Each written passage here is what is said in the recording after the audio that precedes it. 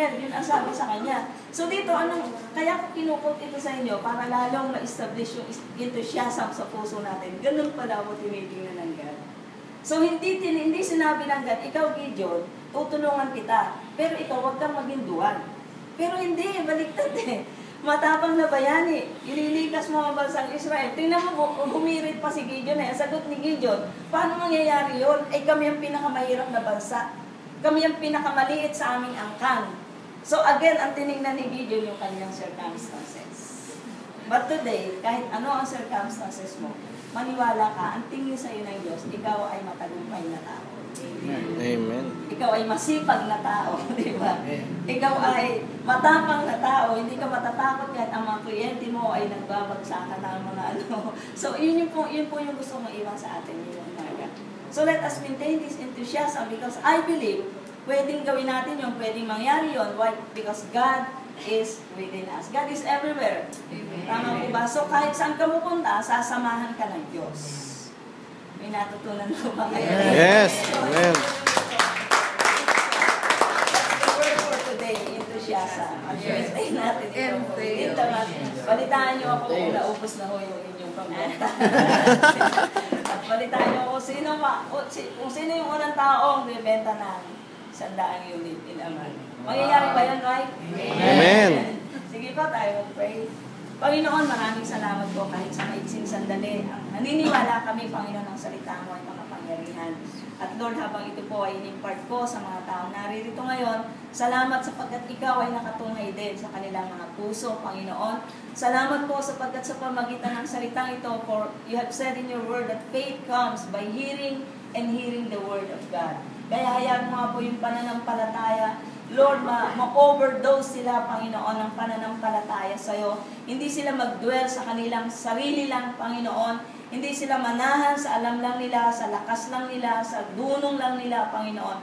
Kundi sila po ay laging kumonekta sa iyo, Panginoon, sapagkat sa iyo nagmumula ang lahat ng magagandang bagay. Panginoon, tunay na niloob mo na sa bawat isa sa kanila, maganap ang magandang plano mo, Panginoon. Alam ko, O Diyos, sa bawat isa sa kanila, meron silang mga pangarap, Panginoon. At higit sa lahat, alam mo din ang mga bagay na yan. So, Father, I pray, each one of them, Panginoon, as I pray for them this morning, Lord, ituon mo ang iyong pagpalang kamay. Ipatong mo yung mapagpalang kamay sa bawat isa sa kanila. At pinapadali ko nga po ang iyong kapangyarihan, Panginoon. Mangyari nawa, Panginoon, ma-fulfill nawa ang mga pangarap na yan. According to your purpose and plan upon their lives. Thank you so much, Lord. At ang dalangin ko, seryohan mo sa kanilang mga puso ang salitang na itanim ngayon. At nawa ito'y gawin mong isang matabang binhi upang ito'y tumubo at magbunga ng malalaking bagay sa kanilang buhay. Even today, I pray for each one of them. Ingatan mo sila, pagpalain mo ang kanilang mga lakad sa araw na ito, O Diyos. Salamat po aming Ama, ito po ang aming panalangin sa pangalan ng Jesus. Amen. Amen.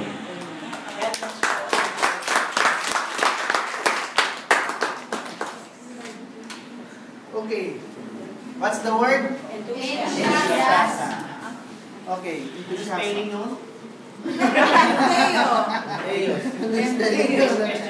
Okay.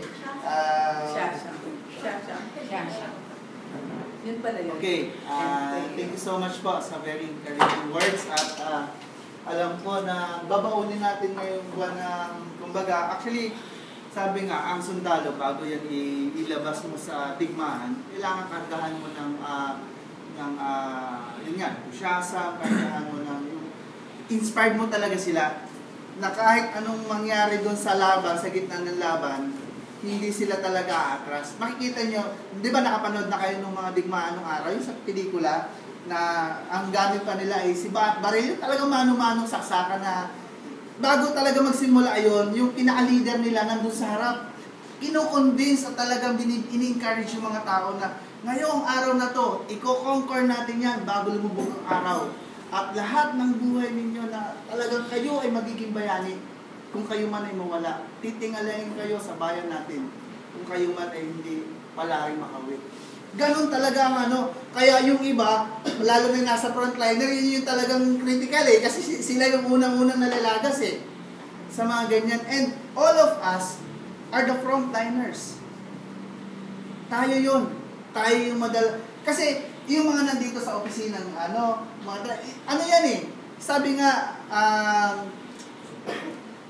sila pwedeng mawala yung mga driver, yung mga, kahit yung mga, kumbaga, pwede kang magpalit ng ilang beses ng tao dito sa opisina. Pero yung mga dealer, kasi sila yung talagang sumasabak eh. Tayo yung nasasakran, direktang sumasagupa sa customer. And we all need this encouragement. Na para sa gitna ng laban, talagang wala tayong atrasan. Walang walang bibitaw, walang talagang sugod lang na sugod. Kahit nasaktan ka na, bangon ka lang, lakad ka ulit, laban ulit tayo. Yun ang buhay natin. Yun ang buhay ng isang salesman. And to give us more inspirations about our business, may I call our very own Mr. MDG. Woo! Thank you po, Pastora. Magandang umaga po sa inyong lahat.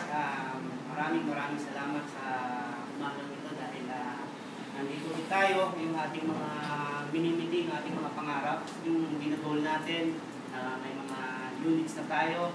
So, yung ating mga pinapanalangin na mag-start na tayo in yung ating goal ay na nag-succeed po tayo. At katulad ng nabanggit ni Pastora, ni Boyet, yun talaga po ang aking purpose kung bakit dito po si Pastora. Kasi naniniwala po ako na kailangan natin ng gabay ng Panginoon. Kasi weekly may mga negative eh. May negatives, marami yan eh. Mag-demo ka, ay mahal naman yan. O kasamahan mo, sa pamilya mo, maraming negativity. So kailangan natin ng vitamins, internal.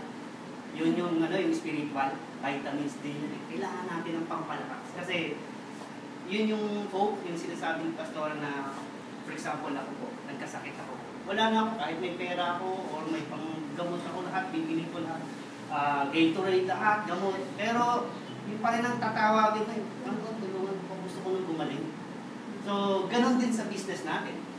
So, Lord, hindi ako makapela, tulungan niyo po ako. Sa akin ang demo unit, magaling po ako mag-demo, magandang lalaki po ako, hindi pa rin ako makabenta. So, yun yung ating sandata, yun yung advantage natin na tayo naniniwala sa taas, in-acknowledge natin yung kanyang mga ginagawa sa atin. At katulad ng sinasabi ni Boyet naman na talagang tayo bilang sundalo at hinahangaan po kayo dahil kayo po ay nandito sa Gruyenheim, mapalad po ako at nandito po yung right person eh. Yun yung right person na nasa Gruyenheim, yun po ang masasabi ko po. Na kahit walang unit, nagtitiwala kayo sa atin, sa Green Home Philippines. So, iba yun eh, ibang level yun eh. Kasi pwedeng mamaya wala na kayo dahil walang unit. So, salamat po. Personal po ako nagpapasalamat sa inyo lahat dahil nagtitiwala kayo sa kakayahan natin na ma-deliver sa atin yung aking trabaho po bilang importer, magkaroon tayo ng stocks. So, pinapakalagan ko po yun at yun ang aking gagawin at gagawin ko lahat ng mga kaya na ma-provide sa inyo yung mga kailangan natin i-service sa clients, good customer service tayo at ganoon din po yung relationship ko sa inyo. Gusto ko pong maging magserbisyo din sa inyo kasi kayo po ay mga business partner ko po, lalo-lalo na sa mga distributor. Tawagin natin si Tita Donna, palapakan naman natin. Kuya Ron, Delmont Enterprises, acknowledge natin.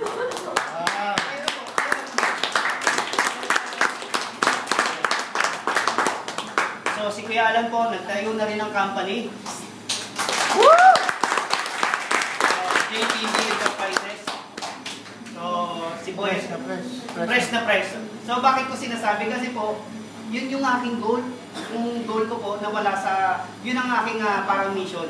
Na lahat ng mga capable na po ay magkaroon na rin ng sariling company. Kasi po, para maging mas asensado lalo ang company. Yun po ang aking goal talaga, na bawat isa magkaroon kayo ng sariling business, step by step. Kaya po may ladder of success naman. At kung gagawin lang natin ito, walang hindi kakayanin yun. Kung kaya mo nga po kaya nyo rin yun. Yun po ang goal ko talaga, na maging successful ang bawat isa. So, kailangan natin magtulungan at ito ito po, sabi nga ni kahapon sa message, sakripisyo, yung sacrifice, service, pastora yung isa. Ano po yung isa? Pangatlo? Selflessness. Yun, hindi dapat makasarili. Importante yun na i-share natin yung blessing. Marami. At alam ko naman ganun dito po, nagtutulungan tayo. At sa pag ganong pamamaraan, mas lalago tayo. Kasi po ang dream ko ay yung talagang yung maging sa ano tawag ito? Kung yung sinabi ni Pastora. Maging excellent, yung hindi maging great. Yun po ang aking na talagang makilala po tayo. Kasi kaya hanggang mga aga po, inaano ko na, hindi para dito lang. May mas malaki pa po akong pinapangarap. So, stepping stone pa lang natin po ito. Tandaan niyo po yun. So, gagawin natin yun. So, ganoon din po sa inyo, step by step. Mangarap kayo ng mga person. Gawin niyo pong stepping stone ng Great Growing High Philippines. Dito tayo mag-start. Magpalago tayo dito. Magtulungan tayo. At sigurado po na magiging successful tayo. Maraming salamat po sa inyong lahat. At marami pa po. Out in the market na po yung aming CDs and cassette. By the way, thank you po kay Kuya William at ginawa niyo po tayo ng CD. Bakit po? Ito po ay gagamitin ni sa Rochelle para sa training doon sa mga bagong recruit. So, ito po yung video. Yung jacket din. Bigyan ng jacket. Bigyan ng jacket. Galing natin